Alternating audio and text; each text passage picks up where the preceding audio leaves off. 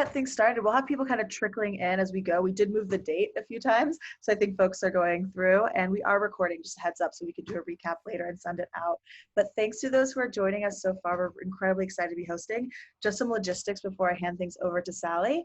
I'm Denise. I co-host this group with Sally, where we've brought together some practitioners from the employer branding space to talk about open conversations. This is our first attempt at kind of doing something a little bit different and having a panel. So bear with us if we have Zoom issues or excitement there.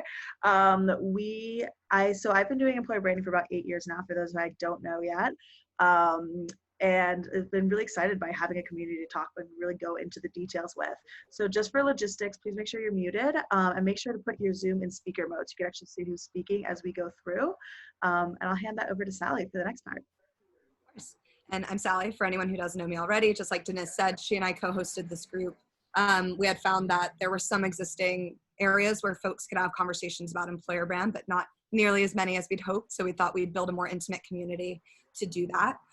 Today's event, as I'm sure all of you know already, is focused on events, on virtual events in particular, since it's something that a lot of us have been trying to figure out along the way. So we brought some wonderful folks here to have that conversation.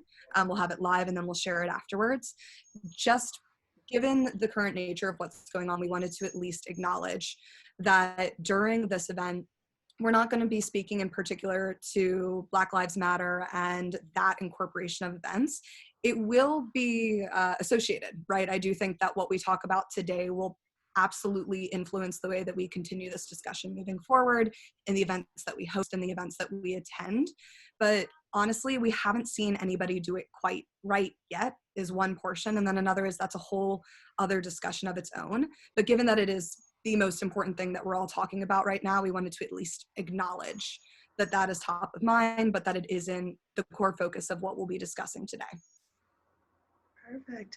And I'll kick things off for the first few questions before handing it back to Sally. If you guys have any questions throughout or want to drive the conversation away, please add them to the chat and we'll make sure to keep that conversation and open it up a little bit more broadly at the end.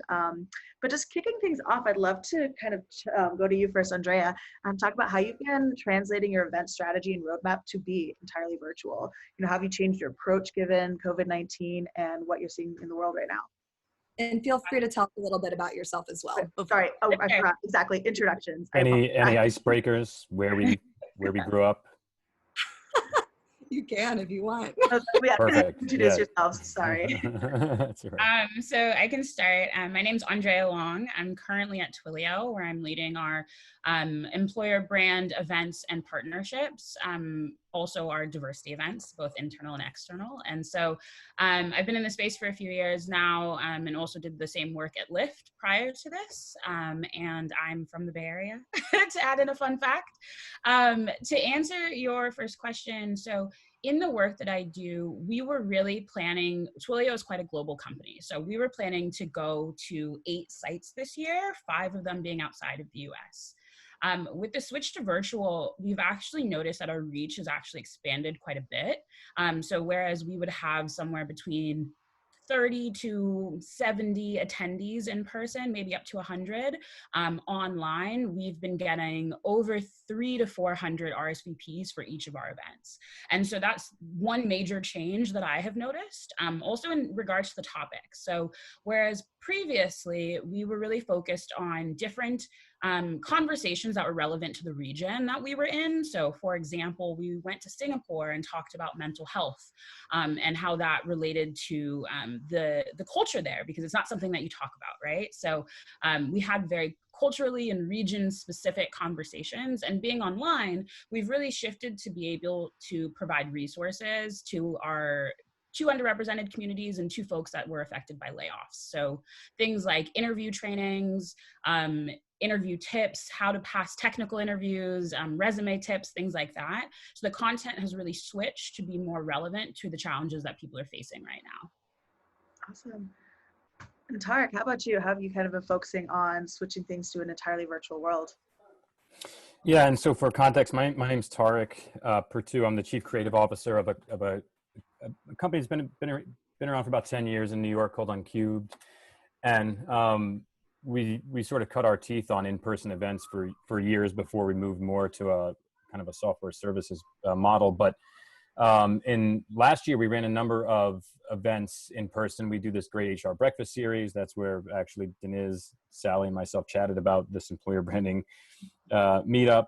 And towards the end of the year, we actually hosted these really interesting events called soft landing events, where we took folks that were affected by reduction in force and we curate out by skill set and then bring in, a dozen or so hiring companies to do this rotational breakfast to meet them. It really kicked off with the mass layoffs at WeWork. And so then COVID happened and we had to really decide what type of events were we going to bring online, because not all events really work well online. So we decided not to do the HR breakfast online just yet, but we did take the soft landing series online through, we've tried different platforms, but where we curate talent and put them in these rotational sessions with companies. And that definitely had some bumps and bruises. I think we're going to get into that later on, if I'm not mistaken, so I can share that. And then we had completely stopped. We used to be known for these big startup job fairs we would do, all over the country, really. And we stopped doing them in 2016 or 2017. But because of COVID, we're actually going to try another one entirely online for the class of 2020, all STEM focused. But the class of 2020 is in really bad shape because they're losing their university as a resource, and companies aren't hiring. And when they do, they're just going to start for the most part, what we're hearing is they'll start with the class of 2021. So we're going to do like this collaborative job fair with a bunch of universities just for STEM. We're going to try that online and see how that goes. Similar to Andrea, we've definitely seen a lot of RSVPs go. There's no shortage of RSVPs we're seeing. There definitely still is some real, I think, issue with people that RSVP and actually show up. That percentage drop off is still quite a bit virtually, that you probably wouldn't see so much with people that actually register or pay for potentially, but commit to an in-person event. So yeah, so again, I'm probably not the best representative of the folks that are calling in that are actually representing their companies, but we have always been in the event space, and now we have to inherently go as intelligently as possible towards online with what we have originally done.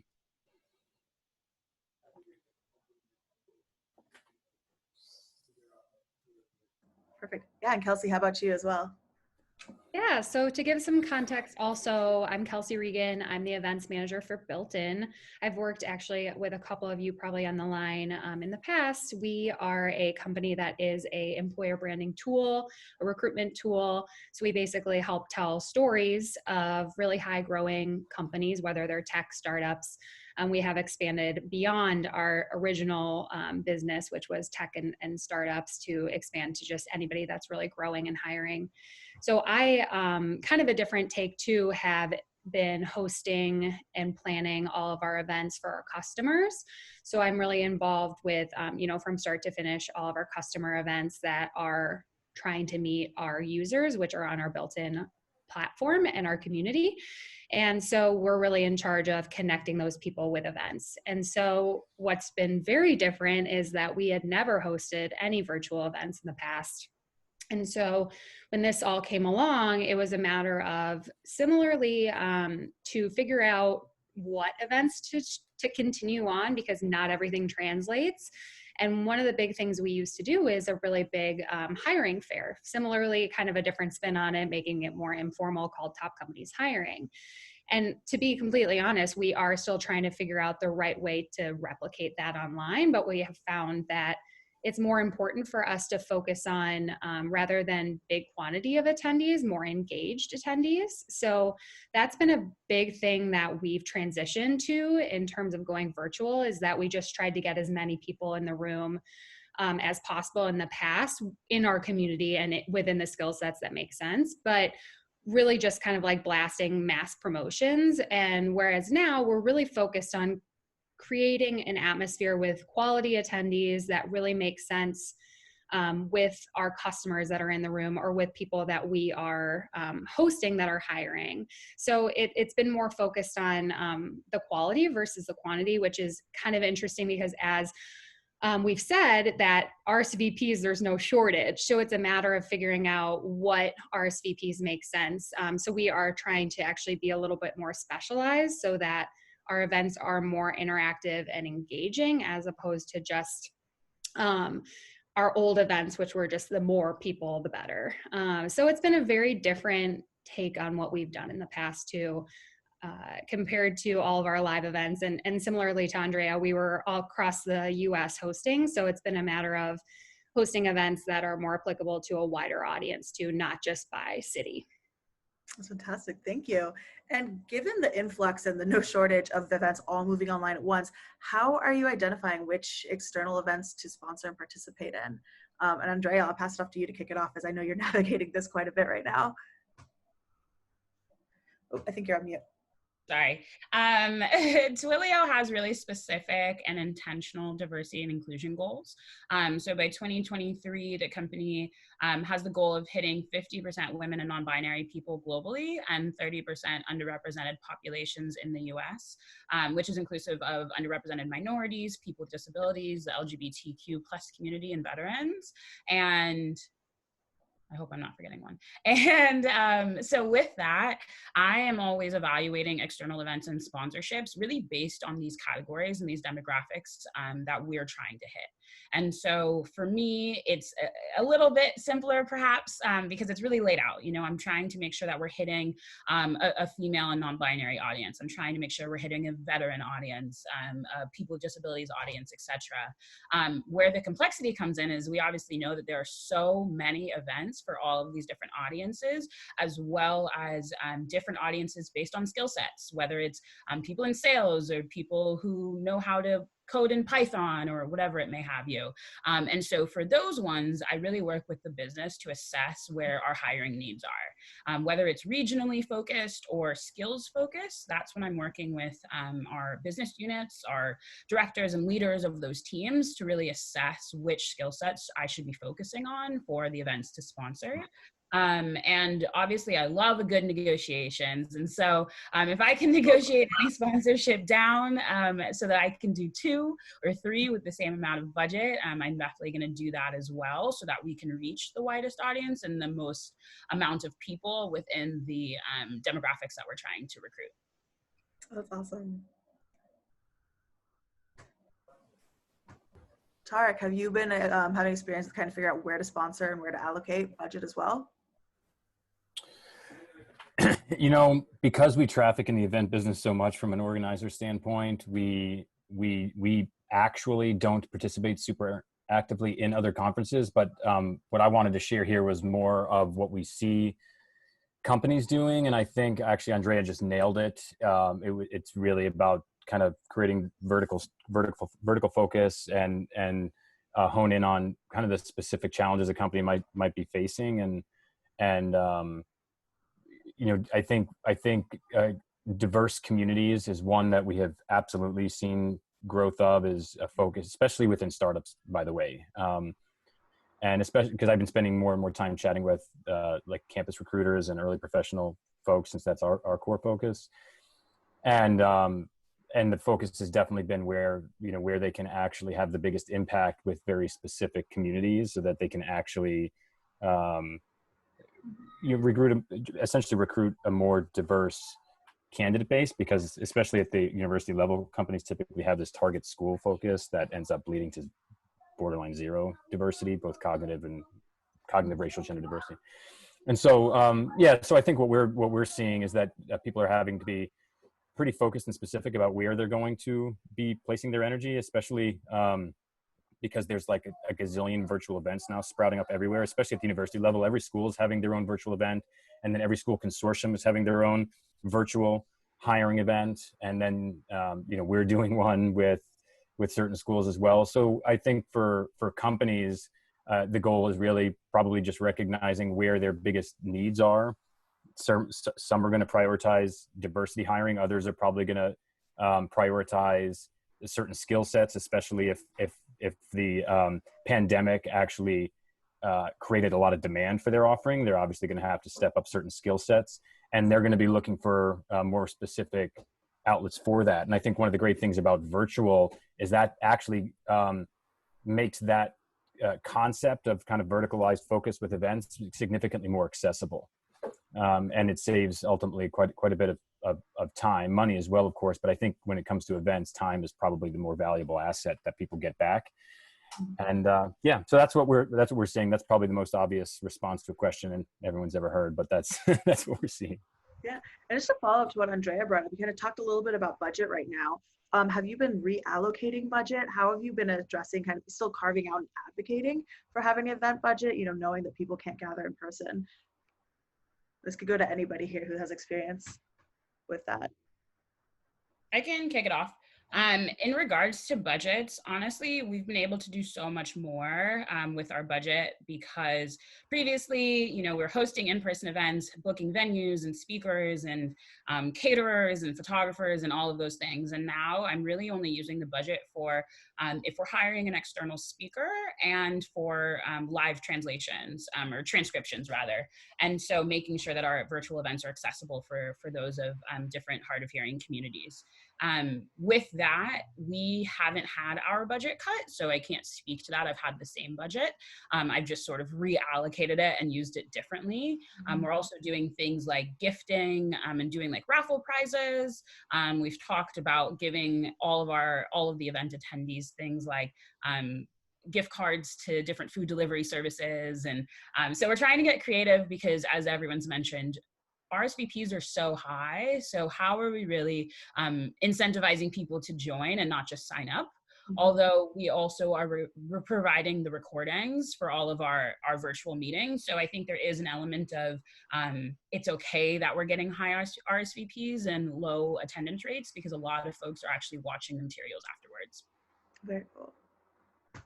Perfect. Yeah, that's a good point. Is there anyone else that's not in the kind of panels that is doing some budget shifts that could share? Because that definitely came up in our prep that might be super interesting to hear. Maybe everyone just has that question because they're dealing with it now. I'd be happy to jump in. Awesome. Okay. I work at Slack. My name is Lisa Bauer. I'm on our employment brand team. We've sort of posed the question actually to our ERGs to see if there's potentially other job boards or branding or marketing that they'd like to participate in, and or other events that we aren't aware of on our side that like have now moved to virtual, or like career fairs that are popping up because it is an easier it's like more accessible. So we essentially are waiting from our ERGs to hear back on the list of like how we could reallocate some of these in-person event budgets to branding opportunities or job boards that we should be researching. I don't know if that helps. Yeah, thanks for sharing. It does. And I love did you make that tie-dye shirt? I did not. No, Oh, damn. I wish I was that talented. No, it's been a very big quarantine hobby amongst people, myself included. So I have the gear. I don't have the time to tie-dye though. Yeah. I can also jump in too from a budget reallocation. So we have not been as lucky in terms of being able to keep all of our in-person budget. So for me, as our team, we've kind of actually shifted where we live in the organization, and now we're fully under marketing. And so what we've done similarly is kind of taken that budget and say what makes sense from a marketing in terms of the event itself. How are we promoting it differently? What can we use from an advertisement standpoint, paid promotions, all of that. But then also, what are we doing outside of our events for marketing that really are applicable, that may be parallels from the event perspective or topics or campaigns that we're doing to shift that budget? Because right now, we want to make sure that we are using it effectively. And if we are getting all those RSVPs naturally, it's more so, like I mentioned earlier, that targeted approach and how do we use the budget for that. I think what's been interesting for us and for me specifically is that we had booked out venues for the rest of the year and really navigating that negotiation of getting the money back and all that. So that's also been like in flux too for us in terms of what is really out there and what can we use to spend on our existing virtual events, but also reallocating to our marketing dollars. Yeah, that absolutely makes sense. And I think this has come up quite a bit, is what tools are people using? So, if you are hosting your own events, what tools have you been exploring to promote, manage, handle follow-up and actually get the program running. And Tarek, I'll switch to you first to dig into that.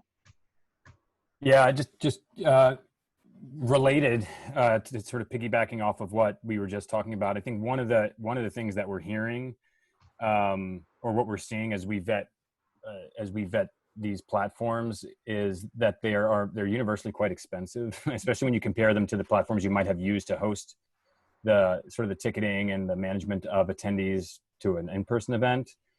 And I think part of that is very much tied to the fact that they expect people to have these event budgets that are inclusive of traveling costs and the other type of costs Andrea was mentioning, food and what else you might be providing. And so they've done a good job of pricing their virtual platform in a way that extracts a good chunk of that existing budget already. So even though you save money, we were kind of shocked to find out that it's actually way more expensive than we were thinking.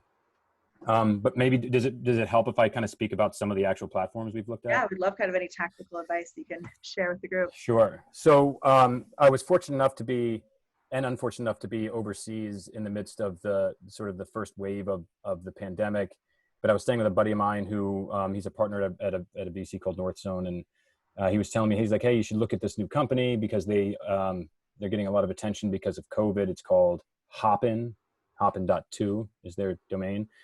Although it's spelled like Hopin. I tried telling them that they shouldn't call it Hopin, they should call it Hopin because that's the way they spelled it. But and it's basically taking the conference format and converting it online. So that was the first platform that we experimented with when we did like a beta test of a collaborative job fair, basically. And what we're seeing is, and then we've looked at something called Run the World. So that's something that's new. There's a new one called Remo, REMO.io or .co, I forget. That's an interesting one. And then you've got some of the staples like Brazen, Career Echo, I think is up there. Zoom, of course, has its own functionality. I'm going to go into some of these. I just want to kind of throw them all out there. And Splash, for those of you that are, I'm sure everyone here is very familiar with Splash. They're currently very actively building virtual, and I can't wait because we've built all of our events off of Splash. So that's the one that we're hoping will start to really build some cool tools. But what we're seeing is a lot of them, they have pretty much three core functionalities that they all are trying to focus on. One is the concept of like the ability to host like speaking sessions, like what we're doing, maybe not what this would be, but maybe more webinar type format. Then they have a feature called Sessions. This seems to be universal across a lot of them. Sessions is where you can basically do a breakout room. A lot of them, like Hopin, have like unlimited sessions. So you could have a session for front-end engineering. You could have a session actually that speaks about perks and benefits if you wanted to just go into that. Or you could have a session on onboarding. You could have whatever it is. And then your team will put whoever you want to be leading those sessions in the session. This has been by far the best of what we've experienced that works with the virtual. And then the last is the one-on-one, and this is the hairy part. This is where it can fail miserably. And that's where Hopin failed with us on 2 attempts. And that's because you can't actually choose who you speak with. So they set it up in speed dating format. You set the timer, and based on the ticket, it's based on like the ticket technology. If you're an attendee or you're an employer, it'll automatically pair you. There's so many hurdles to that, especially when you're dealing with like a job fair concept, or in Andrea's case, let's say you're inviting 300 people and you've got 20 people from Twilio and you might want to do some sort of one-on-one. That doesn't work because 300 to 10 doesn't hold. So at any given time, you have 290 people not connected to somebody. So that's failed. Now in other platforms like Career Echo and Brazen, you can choose who you have a one-on-one with, which helps a lot. Brazen is not video so much as text-based, as we saw. What we like about some of the new technology coming out of Zoom is that Zoom now allows you to do these breakout meetings within a meeting. So we could do a breakout meeting right here, and Denise or Sally could basically choose 3 of us. They could create 5 meetings or 6 meetings, 6 separate meetings, all of the different theme, select us into which one she wants to send us to, and basically hit go, and we automatically go there. So that's really powerful because that allows one person to kind of control the traffic, if you will, and say like, okay, Tarek, Andrea, and Ryan are going to go into the engineering one, and and just change it up, and then you immediately go into that room. So you're in this kind of sub room within Zoom.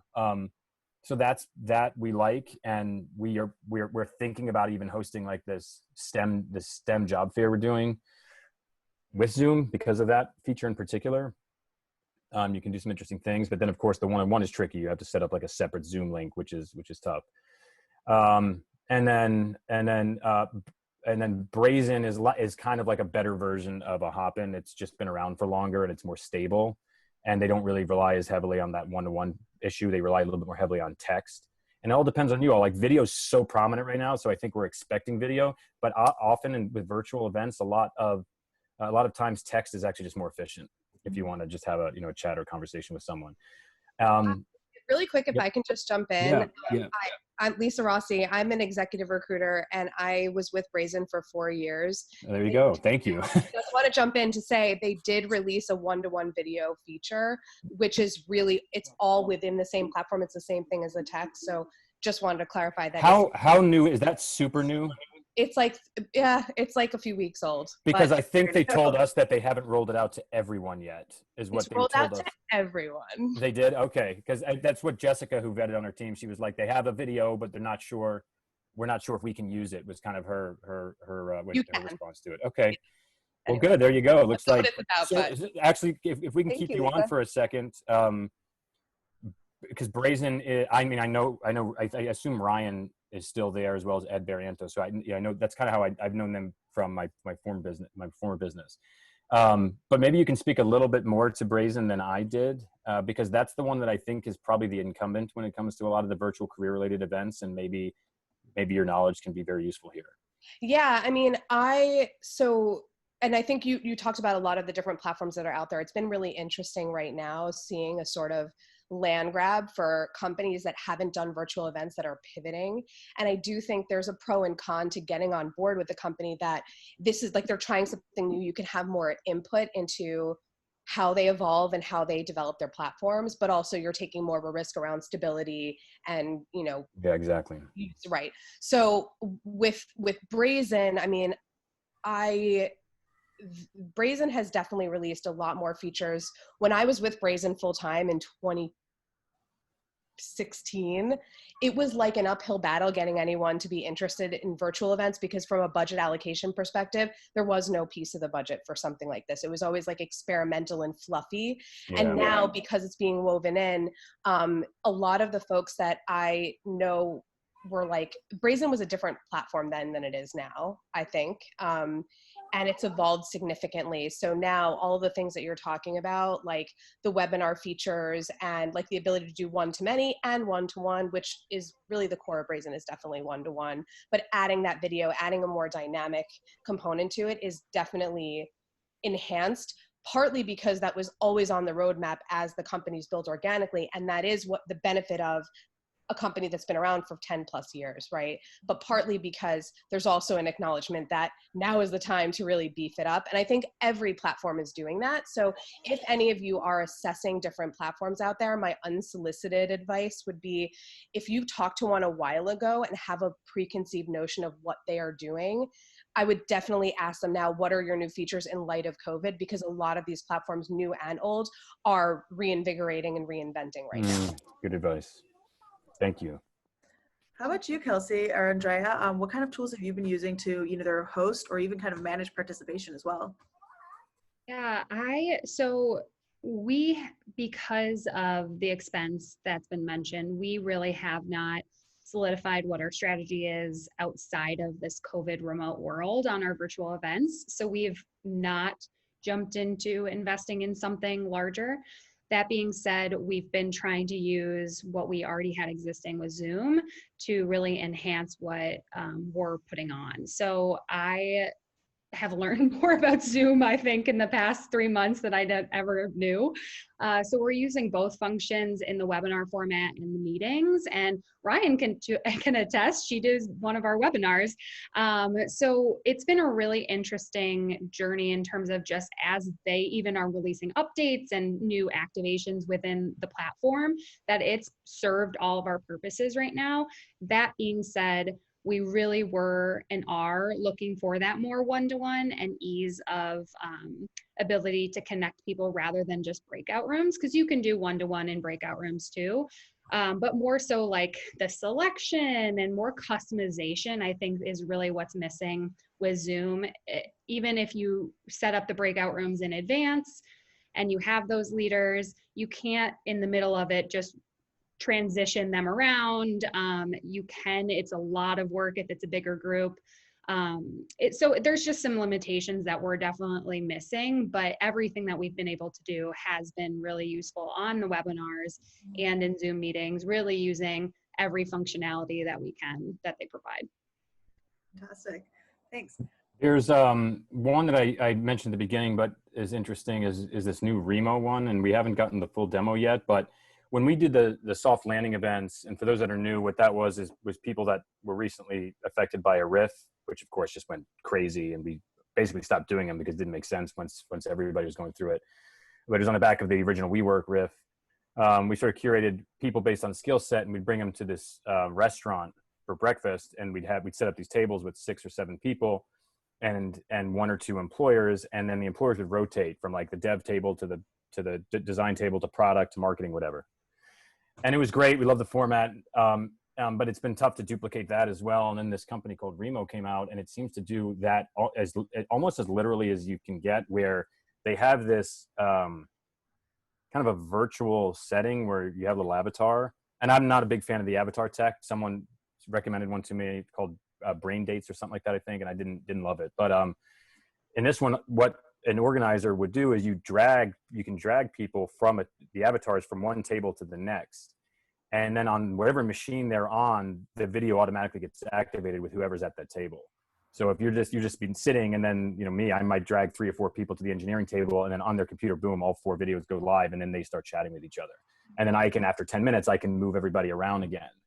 And I'm really interested in that. It could be a completely new approach to events in general. Just you have to really reprogram yourself on how that might work. But I like that, and so we're doing a more thorough demo of that today. But and they seem to be pretty cost effective. So my 2 cents on Remo. Andrea, you kind of talked a little. I know you've been doing quite a few events as well, and you also mentioned making sure your events were inclusive. What are some of the things in addition to kind of having interpreters, something else that you've done to push that forward?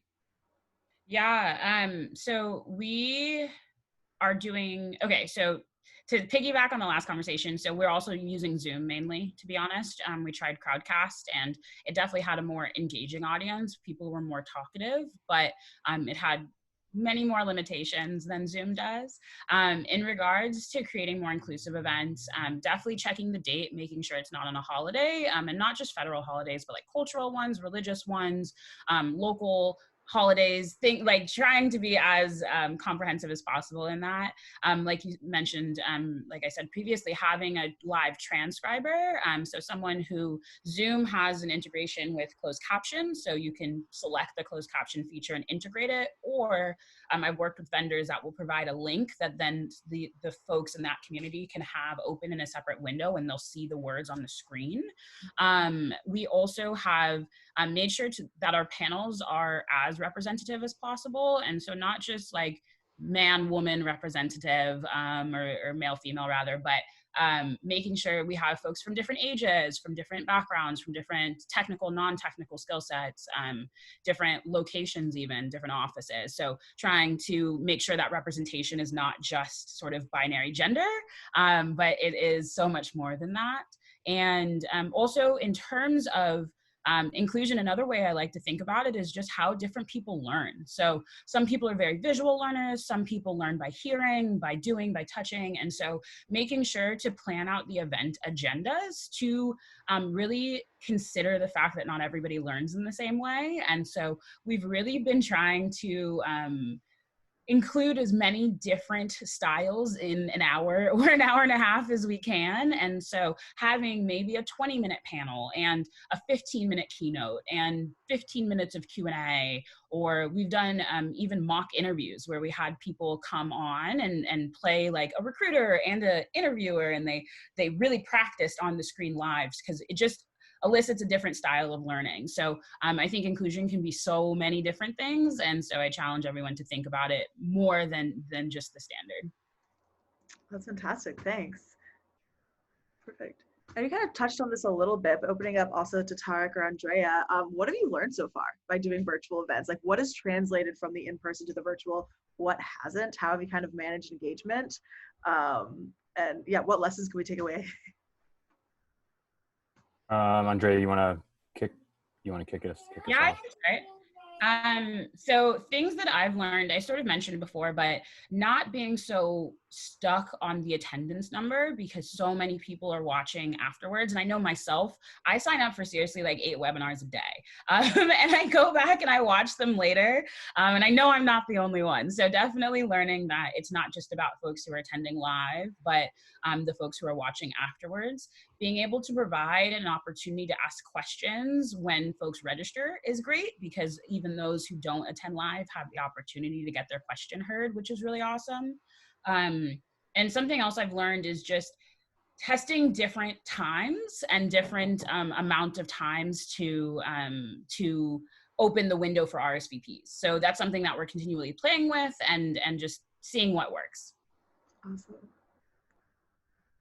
Yeah, and I think so that's a big one actually. So I probably should have focused on that a little bit earlier, is the fact that people can consume the content if you record it afterwards. There is a strategy to not recording it and just basically saying, you got to show up. But I think in terms of reach and probably the ability to get as many people to consume it as possible, recording it does make a ton of sense. And we've seen that too, is that, you almost get more people that we create separate like landing pages for our recordings also and say, go to this landing page, and we track everything. And you see that actually there's pretty good kind of post-event traction on some of those recordings. I mean, the job fairs don't make sense to record, but tons of sessions and learning sort of things do. I mentioned earlier, the one-on-one's tricky. It looks like some people are commenting in the chats on some one-on-one strategies and such. That one has been far and away the trickiest thing for us to solve on the virtual side in a way where we're dealing with decent numbers. That's another thing, by the way, is the funny enough, numbers for us, depending on the type of event, scale sometimes easier with an in-person event than with virtual, because of managing. You have to just be a little bit more intentional about how you manage sessions and where everybody are. Where as an event, it's sort of like show up at this time. This room is sectioned off for this session. This room for this session. If you want to do one-on-one networking, you can coordinate via an app or something.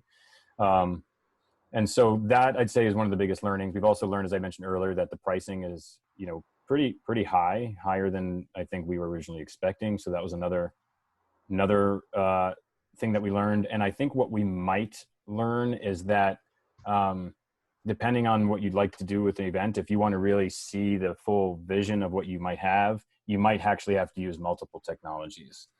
You might have to use something online as well as like a mobile chat or a way to kind of break out with a mobile device into a one-on-one as an example. So we are also considering that. There was a new mobile only tool. It might be called like Career Fair Plus, like the worst name in history, but it's actually a pretty modern tool. They just used like a 1980s style business name, I suppose. And where it's all mobile and it's all kind of one-on-one video. It's like FaceTime, but it's got some other features. And so we're thinking that maybe we could combine that with an actual desktop software as well. So that's another thing to just think about, is maybe don't just exclusively think that there's got to be one platform to manage it all. Because even in real person events, you would often use a supporting technology like an app or something anyway. So you might see a little bit of that happen. Yeah. So I think we've spoken quite a bit about. Is Sally breaking up for anyone else, or is it just Sally's in Indiana currently hotspotting her phone.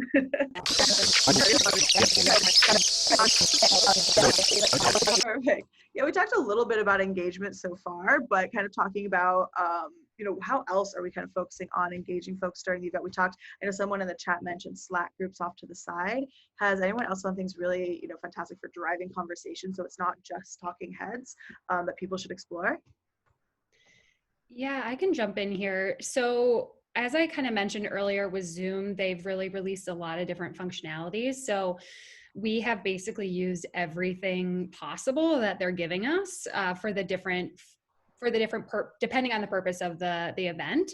So for the webinars, we are really utilizing the Q&A function, the chat functions, encouraging people to use both, polling, also what I found really great is that a lot of the webinar features, they've moved over to the meetings too. So we've been using polling in the meetings too, which is way easier in a format of like reacting to the poll questions, because it is more interactive and we allow that in our format. Whereas the webinar, just the speaker reacts to it and shares the results. The meetings really are able to like, oh, interesting, and talk a little bit more as a group about the poll results. So I found that super helpful.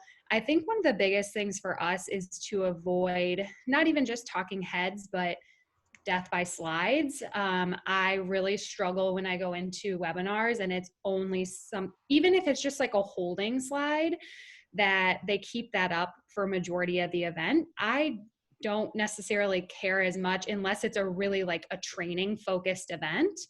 I don't need to see a big slideshow. I'd rather have it focused on the conversation. And that's the approach we've taken, is that it's more of, even if it's a webinar, we may have a couple of slides at the beginning, housekeeping, but we really focus on the conversation and the panel conversation. So we take away those slides during that part so that it is more interactive and personal. So I think what we've just learned is using as much of the functionality as possible to keep those people engaged, and use the chat. Even I think I've seen it evolve when we first started using Zoom to now that people really do use it more and interact with people, but we encourage that by leading by example and having our panelists chat in there, having our moderator chat in there, have everyone intro themselves if it is that more interactive format in the chat function. So I've found a lot of use out of that. Outside of the actual event itself, we have a lot of engagement tactics that we use pre and post too. So as Andrea mentioned, in terms of like asking those questions during registrations, we always ask, what do you want to learn from this? What question are you interested in? And we really do try to take that into account when we formulate the script and content. We take into account what people are suggesting.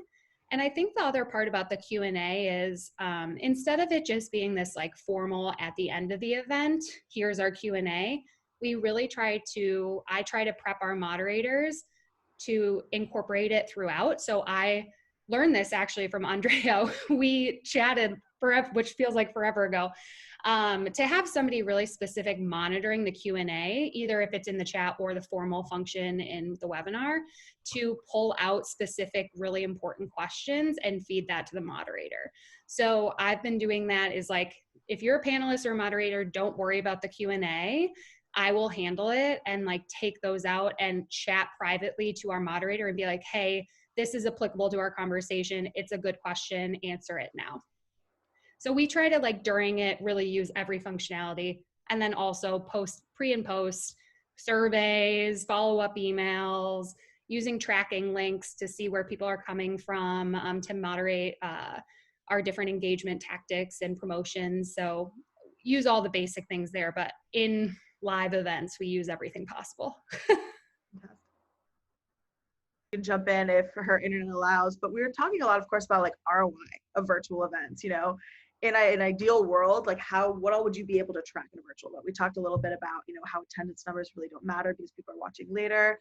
And what tools have you seen so far that actually really hit the mark for tracking, you know, kind of the ROI you want to see in order to prove value of your events as well? And I'll kick that over to you, Andrea, to talk about first. For sure. So with my events, we're primarily looking at increasing brand awareness and increasing hires. So everything I do honestly is in spreadsheets because my analyst doesn't have time to build me a dashboard. So I am calculating manually. I am exporting the attendee list from Splash. I'm exporting the RSVP list from Splash. I'm exporting the attendee list from Zoom because I also haven't had the bandwidth or energy to figure out how to get those things talking. So I am doing a VLOOKUP, keeping it honest here. And so then I'm just manually really evaluating and playing with the data. Things that I'm personally looking at are attendance rate, number of people who are watching the video afterwards and opening our links to resources in our follow-up emails. I'm looking at surveys. I'm looking at NPS score from the surveys, looking at also demographics of the folks that are attending our events. So we are asking demographic information in our registration form. So again, with our diversity goals, we're looking to make sure that our attendees are matching those goals. So aiming for 50% women and non-binary people attending, as well as 30% underrepresented populations. And then we're looking at social numbers, so all of our organic and paid social traffic, as well as our hiring funnel traffic. So number of applications that were received from attendees, either before the event, so we know that we're touching an audience who already knows about and interested in Twilio, versus applications after the event. We know that we had a little bit of effect on those folks, and then looking at how folks are moving through the application to hiring pipeline. So yeah, looking at a ton of numbers. I'm seeing a lot of folks that are saying they're excited for the Zoom / integration. I am as well. I know Zapier is a thing, haven't figured it out. So definitely, definitely room for improvement. I am more of a manual data analyzer myself. Awesome. That's really helpful. Thank you for sharing that. Yeah. Tarek, have you thought about kind of measuring the ROI of an event? What are you really looking for? I think measuring virtual events will probably shake out to be easier than measuring the in-person events over time. I think the attrition problem is tricky with measuring good data because so many people, I should say, drop off from, when it's a free event. I mean, we can see as high as 50% attrition sometimes. I mean, it probably shakes out at around 30, unless you put a dollar amount on it, which then that works a lot. So that's just a thought, by the way, is make people pay $5, they might be more likely to show up. But for us, it depends. Like with the soft landing events, we obviously tie it very heavily to advanced interviews and offers. And I'm sure the companies do as well. We just did one with 1010 Data for early professional data scientists. They hired 2 people, huge success, right? Like that's a big win. They would do it again in a heartbeat. So that's the only thing we gave a damn about, to be quite honest there. In terms of engagement, we actually take a pretty human approach to it, which is maybe what other people are thinking, where we just sit in a lot of the sessions and we're just paying close attention to exactly the energy. Are the hiring managers facilitating it in a good way? Is there anything we can contribute? Can we help with? Icebreakers are important. I mean, these things can get static quickly. So I think we take a little bit of a human approach there. That's what I would suggest, which is, hey, make sure someone sits in and and make sure that hiring managers are actually representing the company really well.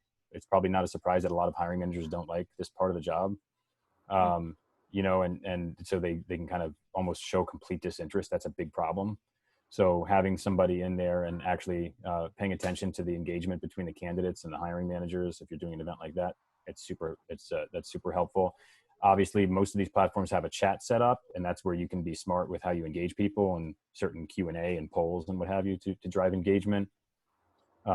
Post-event surveys are very helpful if you're doing anything that's a follow-up. You can track the percentage of people that have come to the first one that are also jumping in the second one. That's how we track often, which is we did like a return to work webinar as an example. So we're trying to measure the people that came to the return to work part 1, how many came to return to work part 2. So it kind of helps you, all those things. And I'm sure someone's going to build like an insane dashboard that just helps you handle that better. But I think the way that I would measure events, to be quite honest, and Andrea touched on this, is the same way I would probably measure offline events, which, what is your goal? And Andrea mentioned her goal was branding as well as recruiting. Sometimes it's branding is a bigger goal, depending on where your brand is at and what you're trying to do with it. And so that is where you might want to do a little bit of social listening investment. You might want to online, you might want to pay attention to traffic to your career page before an event and then after an event, and then see if that's sustained. If you have, a lot of traffic to your career page, of course it'll come down, but does it come down to a level that was higher than it was before? You can track that. And that's a really good sign that an investment in events is working from a branding standpoint. Andrea also mentioned attracting certain profiles of candidates. Built-in will attest to this, but for instance, if you're looking for more people of color in STEM, make sure that a representative of that community is active in the conversation that's happening with an event. Or we traffic in video content. Our agency does just a ton of branding video. So we have seen that if you have a, for instance, a female developer on video, you will attract a disproportionate amount of female developers to that business versus others. That's just, we've seen that it's pretty direct. So thinking about a content as a tool to support an event and kind of measure, measure the people that come to the event that moment by way of your pre-event efforts. That's another useful tool to track. So if you put a piece of content out that speaks to maybe certain profiles of people that are working on your team, and using that as a tool to attract talent, and then seeing if it's actually attracting that, the profile you're looking for. This is all, it's all very, I wouldn't kind of over automate everything. I think really try to make sure that you are saying, if I had to use brute force, what would I do? And then you're probably going to have to do a little bit of that. Yeah. Thanks. And part two to kind of, the ROI piece is, how are people following up with prospects post-event and effectively turning them into warm leads or into candidates? What tools and strategies are you using actually to engage post-event as well? And Kelsey, I'll hand that over to you.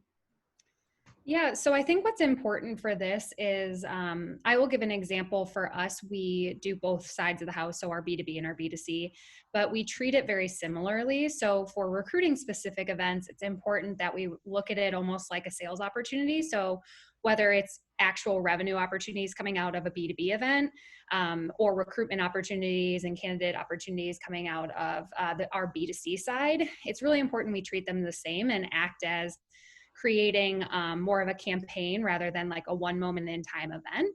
So creating that pre-communications. One thing I learned from a webinar I joined was that, I can't remember the percentage, but some crazy amount of people don't engage with the webinar the entire time. They look at another screen. They're still on it, but they're looking at another screen. So providing that content during it that people actually look at, that's your content, rather than them looking at something that's not important to the webinar, is another way to engage with people there, but also provide opportunity for you to provide your own content. So that's something we've been trying to do, which is interesting because it's almost distracting, but also in a good way. And then providing that on the follow-up too. The surveys are really, really important because you get really good information from that to actually transition them into something that could be more involved with us. But then also the content afterwards is creating different, using our tools. We use Outreach, we use Pardot in order to create outreach sequences to people that attended, that didn't attend. So it's really important to look at like all those different ways people are engaging with it, because it's not just that day and that time of the event. It's important to look at it holistically as a full campaign, because there's so many different interactions as part of an event that it would be really not helpful to just look at that one part of it. You have to look at the entire journey they go through. And whatever that saying is, it takes 10 times for somebody to actually process and do something about it. That's the same with events. Like, you got to touch them a million different times for them to actually activate into something further, whether that is revenue or recruitment. Yeah, it's a great point about those many multiple touch points. I recognize that we are at time now, so I want to make sure we're being cognizant of that. I want to say first, thank you so much to our panelists, Andrea, Kelsey, and Tarek. This